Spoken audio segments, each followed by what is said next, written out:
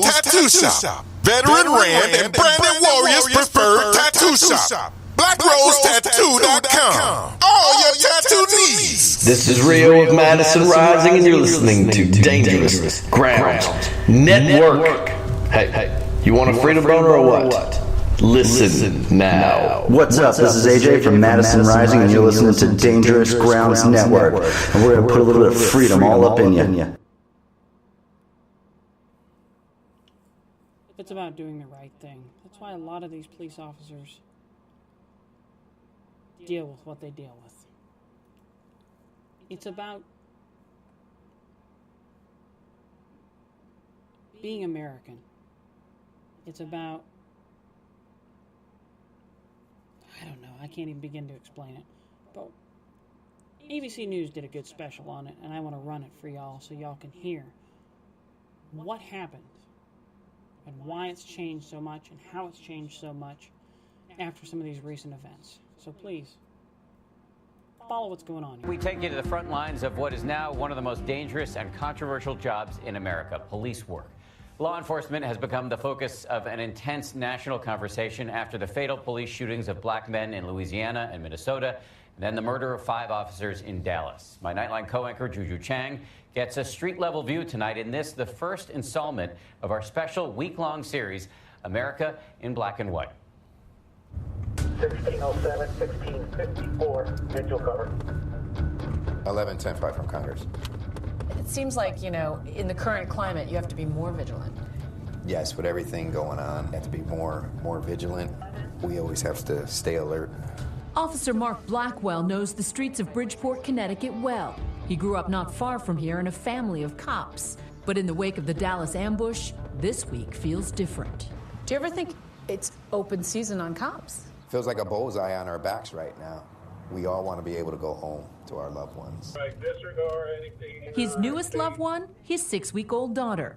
It was 9 years ago this day that the 44-year-old Blackwell first donned his blue uniform and the badge. A badge now shrouded in mourning for Blue Lives Lost in Dallas, as protests for Black lives spotlight a painful racial divide.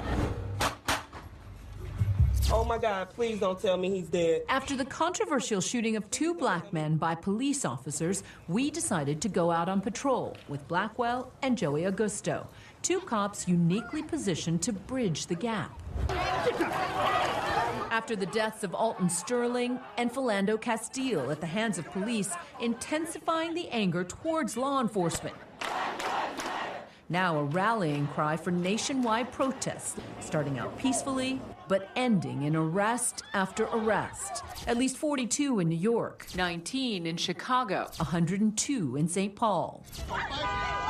One of the most prominent national leaders of Black Lives Matter, DeRay McKesson, was among the 125 arrested in Baton Rouge. Why is he being arrested right now? Periscoping his arrest live. In St. Paul alone, 21 officers were injured by rocks and bottles thrown by protesters.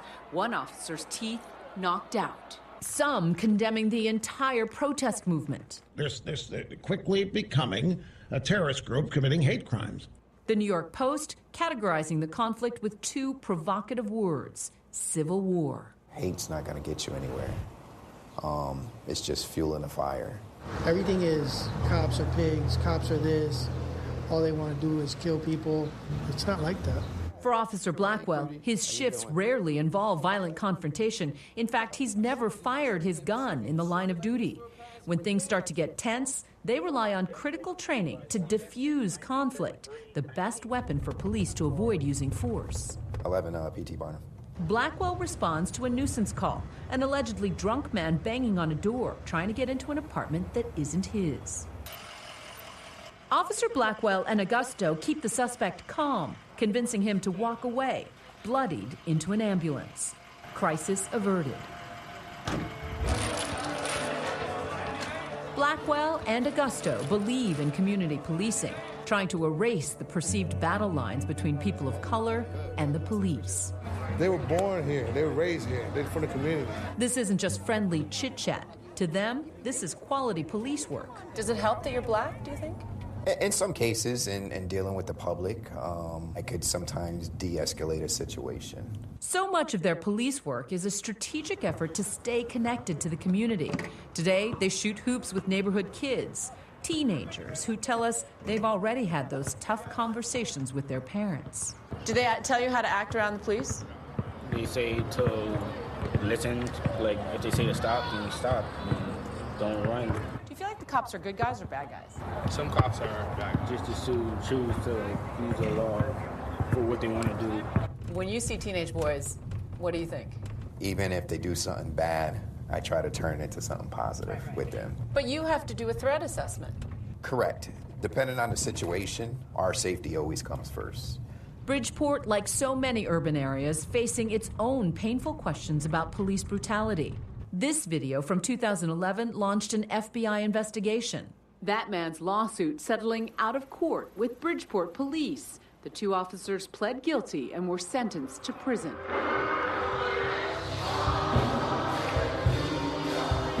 By Sunday morning, Reverend Anthony Bennett of a historic black church across town is hearing calls to postpone their march on the local police headquarters. We are tired, brothers and sisters, of explaining to white folks and even some of our own people that being pro-black is not being anti-white. Hundreds gather to the steady sounds of drum beats, refusing to let one tragedy eclipse another. I think that everyone is forgetting the message. It's not that we're disregarding any other lives, anything like that. We just need to focus more on the Black lives that matter because we're the ones that's being affected the most. Do you worry, though, that Black Lives Matter gets hijacked by a sniper in Dallas? No more than what Dylan Roof did indicts all of white male Christians in this country. Along the march, an army of cell phones, many live streaming. We out here. Hello.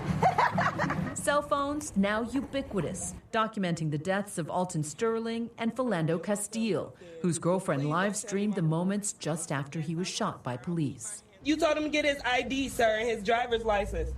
Oh my God, please don't tell me he's dead. These graphic images creating a groundswell of public sympathy for Black Lives Matter. Black Lives Matter! But the backlash is something Officer Augusto and his brothers in blue must contend with. People are like pretty much in your face with that camera. And we're like, can you step back, please, give us some room. They don't want to move. We're judged on a split-second decision where the public, the media, they can analyze that same video for hours. These are not just split-second decisions. These are life and death decisions. They're life and death. They're life and death. Nobody wakes up to say, I'm going to come to work today and, I want to kill somebody. And yet, we find common ground. Should we have education and mentorship for our young people so they don't get caught up in a life that leads to police engagement? A shared frustration over the rampant violence and needless loss of life. So this is from the mass shooting? Yeah, we had a shooting up here. People got shot, including a fatality. Black on black crime is out of control. There's a lot of people in this community that want to address that issue. They don't want to see their loved ones killed. It may not have made national headlines, but the killing left its mark on this community and these officers, who say that above all, they took the oath to serve and protect in order to prevent heartache like this from happening. It seems to me every day you go out on the job, you're putting your lives on the line. But and I love what I do. You love what you do. Yeah, I'm scared. You have to be scared when you do this job. But it's what we do to protect other people. In the twilight hours of our ride with Officer Blackwell, he takes us to a place he describes as one of the most dangerous housing projects in Bridgeport, where shootings are commonplace. I'm going to be crunk when I grow up. Instead of blood, we find hope. What are you going to be? A cop. You want to be a cop when you grow up? Me too. You too? Me too. Hope that these young boys will never have to choose sides in a country seemingly divided between black and blue. For Nightline, I'm Juju Chang in Bridgeport, Connecticut. One more. Stupid ads. I hope y'all see what I mean tonight. I'm trying to make a really good point, and Even that one was based on race in some ways. And that's pretty sad. These officers from Homestead and Whitaker sit for dinner. They're often greeted with handshakes and gratitude. But Friday night, we're sitting down, waiting on our food. Officer Chuck Thomas from Homestead and his brothers in blue encountered something different. A table goes to sit down, and the guy looks over at one of the police officers and was like, "No, I don't want to sit here." And I said, "It's okay, sir. You don't have to worry about it. We won't hurt you." And he looked at me hard again and said he's not sitting here and walked away. The couple moved to the other side of the restaurant for their meal. I sat there for a while and dwelled on it, finished my meal, and Officer Strang thought, well, we should pay his tab. And that's exactly what he did. Officer Thomas paid for the couple's dinner and wrote this message. "Sir, your check was paid for by the police officers that you didn't want to sit next to. Thank you for your support." Thomas also left the couple's server a 35% tip. After Dallas, tensions between police and the community have been high across the nation.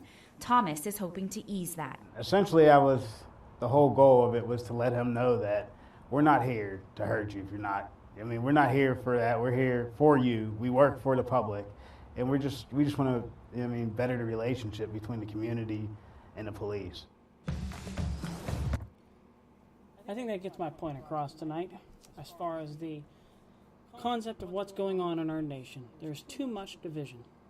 Divided we will fall, and united we will stand. No more, and I mean no more, division is acceptable in this nation.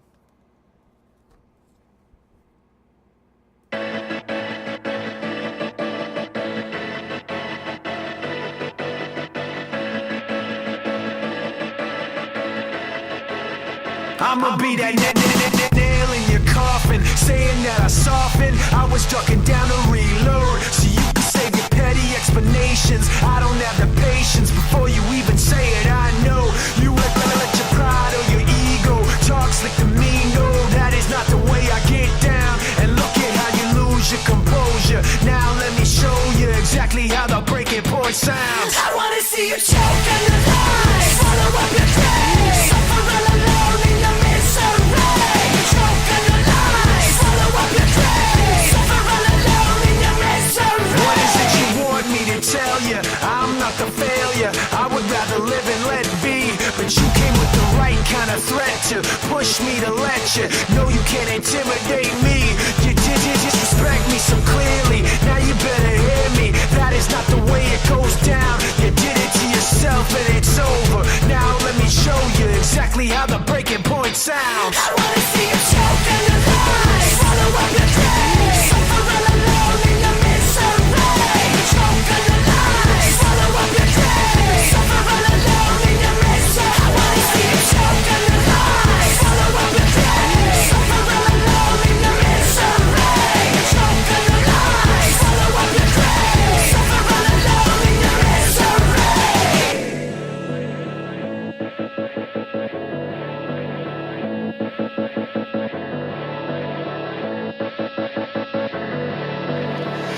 You did it to yourself.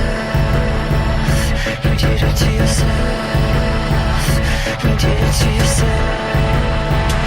You did it to yourself. You did it to yourself.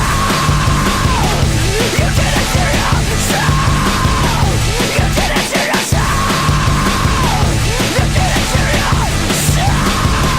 I wanna see you choke on the line, swallow up the pride, suffer all alone in your misery. Choke on the line, swallow up the pride, suffer all alone in your misery. I think that song suits the purpose just fine. Sorry, folks, that I was a little bit late tonight. For about 6 months, Cabela's in Greenville has been trying to get me to work there because they know how patriotic I am, I guess, or how supportive I am of veterans, and so is their company. The last few weeks, they've managed to acquire me. I'm in the beginning stages of training for their company, and it's a good fit because I can meet a lot more veterans there also. I can do what I feel is God's work even more than before. And that's my goal in the end, is to do God's work. So, I was a little late tonight because I got stuck in traffic, and that's why I pushed it tonight.